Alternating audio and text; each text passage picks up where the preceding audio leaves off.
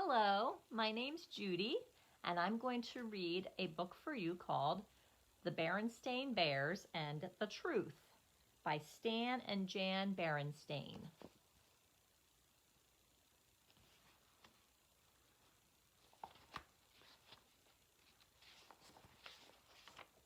It was a lazy sort of day in bear country.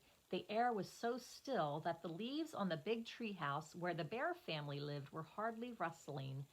Except in the beehive, where the bees were always busy, nothing much seemed to be happening. It was the sort of day that sometimes leads to mischief. Inside the treehouse, Brother and Sister Bear were sitting around not doing anything in particular.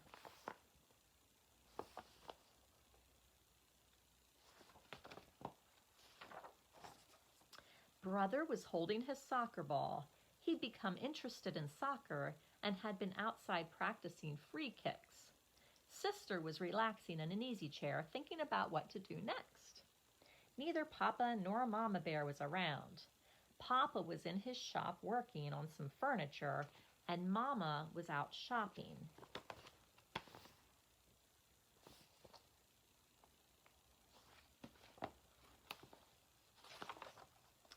"I know what," said Sister. "Let's go gather some wild blackberries." Brother thought about that. "No," he said, "wild blackberries have too many thorns, and besides, the seeds get stuck in your teeth." "Well then," said Sister, "let's go out and twist each other up on the swing and see who gets the dizziest." Brother thought about that. "No," he said, "that's silly. And besides, we did that yesterday." Sister became irritated and impatient with her brother.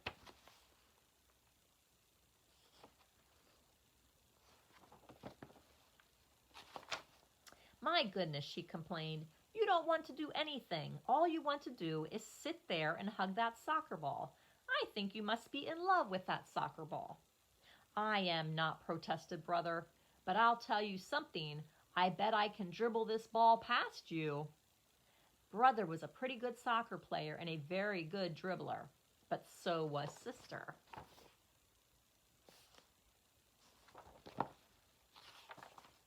The only one who saw what happened next, besides the cubs, was a mockingbird who was perched on a twig outside an open window. Brother faced Sister. The ball was on the floor between them. First, Brother moved the ball with his right foot, then with his left, trying to trick Sister out of position. Then, quick as a flash, he gave the ball a sharp kick with his right.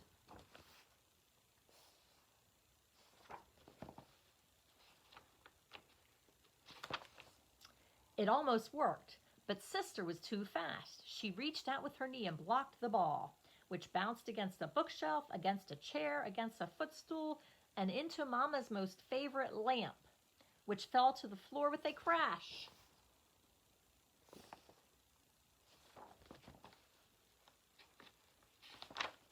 The mockingbird let out a screech and got out of there as fast as its wings could carry it. As it flew away, it saw Mama Bear returning from the marketplace. Now, the bear family had some house rules, just as any family has. One was no honey eating in bed. Another was no tracking mud on the clean floors. And another was no ball playing in the house. Uh-oh. What to do? Brother looked at Sister. Sister looked at Brother. They both looked at the broken lamp, and they both listened in horror as Mama came up the front steps into the house. All Brother had time to do before Mama came into the room was roll the ball behind Papa's chair. "My lamp," said Mama. "My best lamp. What happened?" she asked, looking into her cub's eyes. "Tell me about it." The cubs looked into Mama's eyes, then at each other, and then they began to tell one of the biggest whoppers that has ever been told in bear country.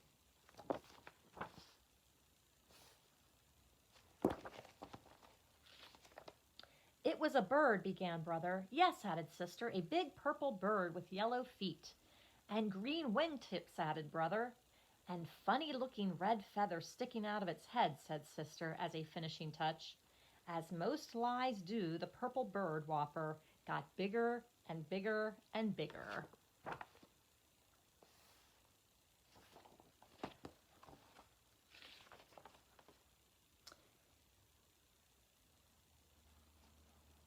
The cubs began to tell, sorry.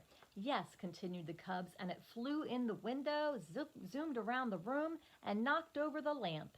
As Mama Bear was looking at the broken lamp with a sad expression on her face, Papa Bear came in from his shop. The cubs began to tell him the story of the big bird that flew in the window and broke the lamp. It was harder to tell the second time. For one thing, they couldn't quite remember how they had told it the first time.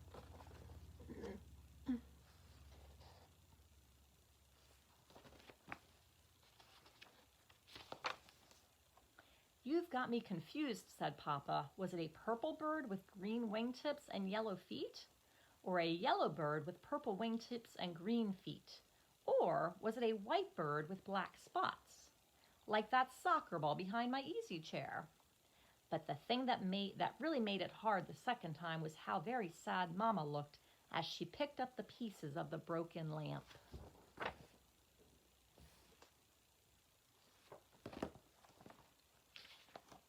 Mama, we're really sorry about the lamp, said Brother. Oh, yes, said Sister, picking up the last piece and putting it in the dustpan.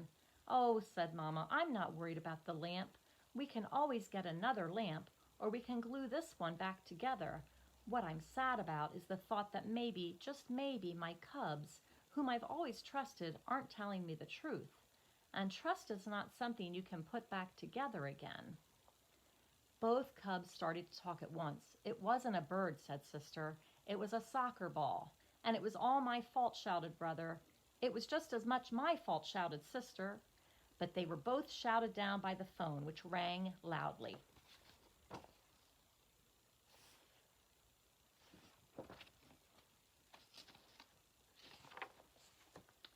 It was Grizzly Gran inviting the Bear family for a Sunday visit.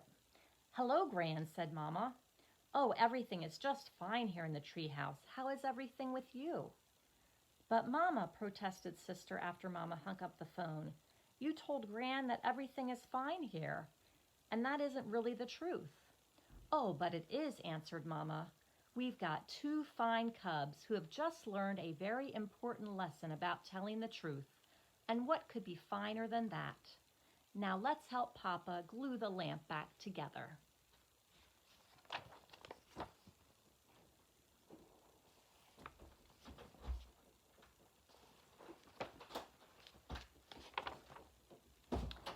Nobody really expects cubs to be perfect, and from time to time, Brother and Sister Bear did forget the rules.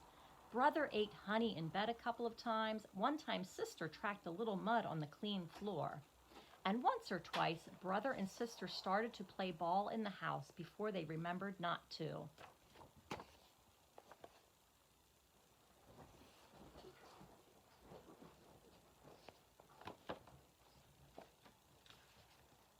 But they never, ever again told a whopper, because trust is one thing you can't put back together once it's broken.